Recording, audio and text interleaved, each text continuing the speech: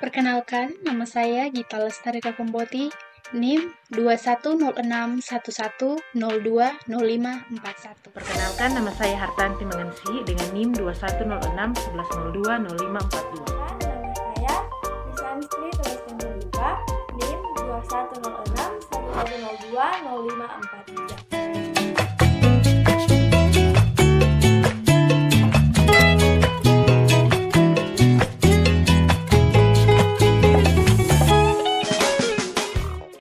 Selamat datang di Let Me Tell You Podcast. Saya Gita. Kali ini saya akan berbicara tentang bagaimana penerapan teknik lobby dan negosiasi dalam bisnis dan tips dalam teknik lobby dan negosiasi. Kali ini saya ditemani dengan Hartanti dan Meisanstri. Apa kabar Hartanti dan Meisanstri? Kabar saya baik. Kabar saya juga baik. Dalam menjalankan suatu bisnis, tentunya para pendiri bisnis harus menjalin kerjasama dengan investor agar bisnis yang dijalankan dapat terlaksana.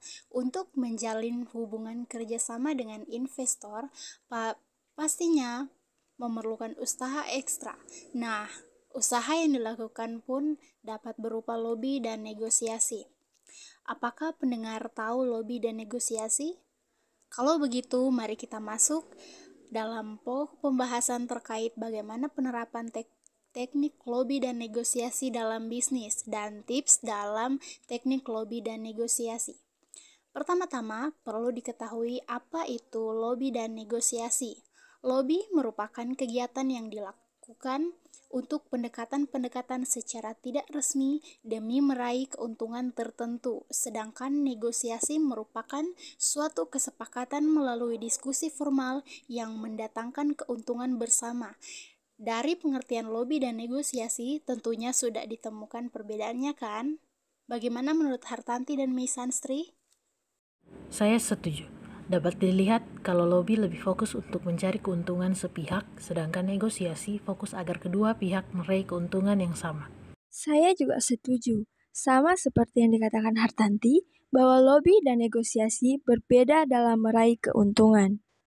Ya, memang benar, lobby dan negosiasi memiliki tujuan yang berbeda dalam meraih keuntungan. Dan apakah lobby dan negosiasi juga memiliki tips yang berbeda dalam penerapannya di bisnis?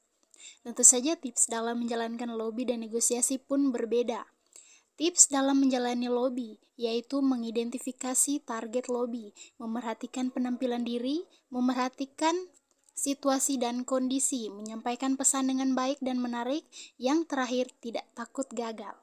Tips dalam melakukan negosiasi yaitu menjadikan negosiasi sebagai percakapan ringan, menjadi penanya yang baik, terdapat jeda dalam percakapan, dan yang terakhir menemukan persamaan dengan pihak lain.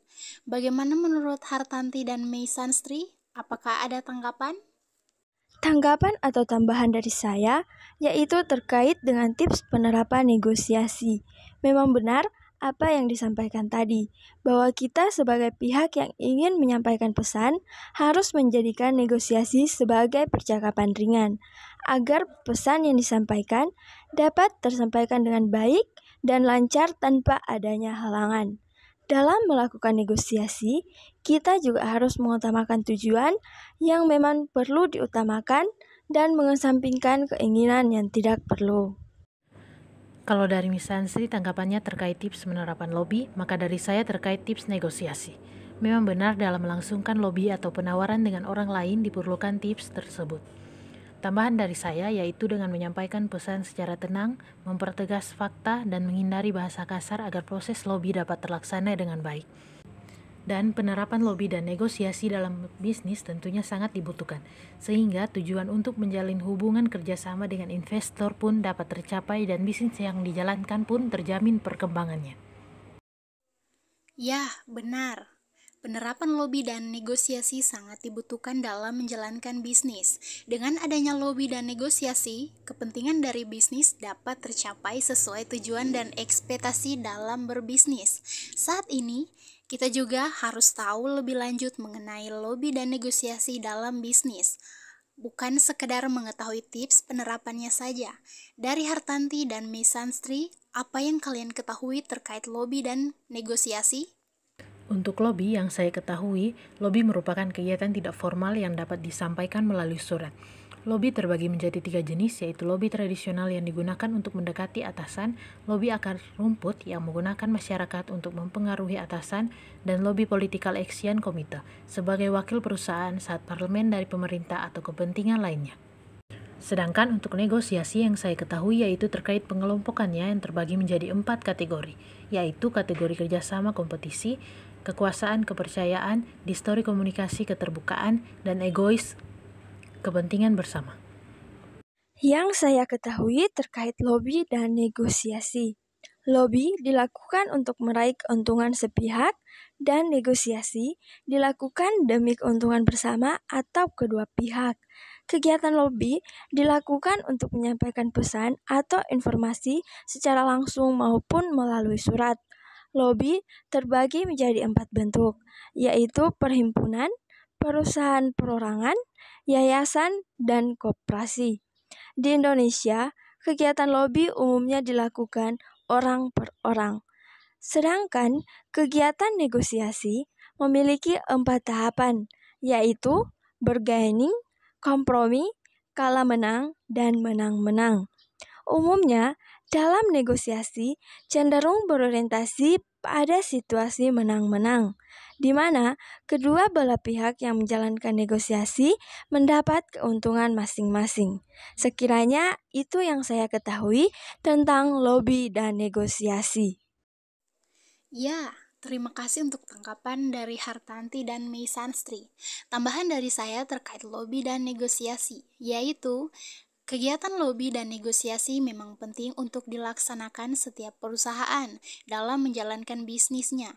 Akan tetapi, kegiatan yang dilakukan tentunya harus memerhatikan kepentingan bersama, bukan hanya mementingkan kepentingan sendiri, walaupun hal tersebut mendatangkan keuntungan. Karena dalam menjalankan bisnis harus meraih kepentingan bersama dan bukan hanya kepentingan beberapa orang, bahkan kepentingan sendiri. Bagaimana tanggapan Anda dengan pelaku bisnis yang tetap mengutamakan kepentingan sepihak daripada kepentingan bersama? Menurut saya, pelaku bisnis yang lebih mengutamakan keuntungan sendiri tidak benar adanya. Karena dalam berbisnis harus menjunjung keuntungan bersama. Menurut saya, ada kalanya pelaku bisnis atau oknum tertentu yang lebih mengutamakan keuntungan dan alasan dari mereka bahwa keuntungan tersebut dapat membantu perusahaan atau organisasi berkembang. Berkaitan dengan pembahasan saat ini, lobby dan negosiasi tidak hanya di lingkungan bisnis, tetapi juga terdapat di lingkungan sekitar, seperti lingkungan sekolah, lingkungan masyarakat, dan lingkungan lainnya. Contoh negosiasi di lingkungan masyarakat, yaitu kegiatan jual-beli antar pembeli dan penjual. Contoh negosiasi di lingkungan keluarga, yaitu meminta izin kepada orang tua sebelum pergi keluar rumah. Dan masih banyak lagi contoh negosiasi dan lobby dalam kehidupan sehari-hari. Apakah ada tambahan dari Hartanti dan Misanstri? Kalau dari saya, tambahan terkait teknik lobby yaitu tahapan yang perlu diperhatikan seperti menganalisis iklim, menentukan lawan dan kawan, mengidentifikasi kelompok kecil yang dituju, membentuk koalis, menetapkan tujuan, menganalisis segmen halayak, memperhitungkan media, mengembangkan kasus, serta menjaga fleksibilitas. Kalau saya ingin menambahkan terkait kategori negosiasi yang sebelumnya disampaikan oleh Hartanti. Tambahan saya yaitu tidak setiap situasi memungkinkan terus berada dalam situasi atau kategori menang-menang. Hal ini karena belum tentu terus pihak lain menginginkan situasi yang sama. Ada kalanya mereka ingin berada dalam situasi menang kalah, di mana salah satu pihak mendapat keuntungan dan pihak lain mengalami kerugian, sehingga hubungan harmonis jangka panjang yang dijalin pun akan merenggang. Saya setuju dengan masukan dari Hartanti dan tanggapan dari Misanstri. Dalam bahas teknik Lobby dan negosiasi terasa kurang apabila kita tidak menyinggung contoh penerapannya dalam dunia bisnis. Adapun contoh dari lobby dan negosiasi dalam bisnis yaitu contoh lobby, percakapan pelobi pelaku bisnis di bidang dagang dengan masyarakat pemilik tanah. Dalam hal ini, pelobi ingin masyarakat menyetujui permohonan akan hak tanah kepada pelaku bisnis, sehingga pelaku bisnis dapat membangun bangunan demi keuntungan bisnisnya. Sedangkan contoh negosiasi seperti negosiasi jual beli di pasar atau negosiasi jual beli saham. Ya, saya setuju. Ya, saya setuju. Adapun hubungan lobby dan negosiasi dalam penerapannya di dunia bisnis, yaitu keduanya merupakan konsep yang sering digunakan dalam kehidupan sehari-hari dan saling berkaitan erat.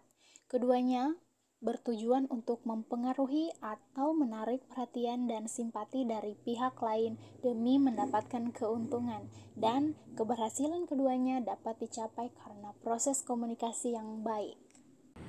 Ya, saya setuju. Ya, saya setuju. Memang benar, teknik lobby dan negosiasi saling berhubungan, terutama dalam hal bisnis. Apakah masih ada tanggapan atau tambahan lain dari Hartanti dan Misanstri? Kalau dari saya sudah tidak ada lagi. Saya pun sama. Baiklah, jika tidak ada yang ingin ditambahkan lagi, sekiranya pembahasan yang kita angkat tadi terkait teknik lobby dan negosiasi dapat dicermati dan dipahami oleh pendengar. Kesimpulan dari saya, penerapan teknik lobby dan negosiasi memang penting dalam kehidupan berbisnis dan kehidupan sehari-hari. Akan tetapi, tidak seharusnya suatu kelompok atau perusahaan mencapai keuntungan sepihak saja.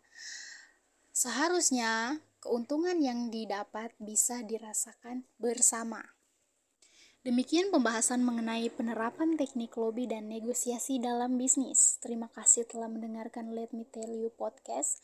Untuk penerapan teknik lobby dan negosiasi lainnya, atau jika Anda ingin menghubungi saya, kunjungi letmetellyu.com. Sampai jumpa.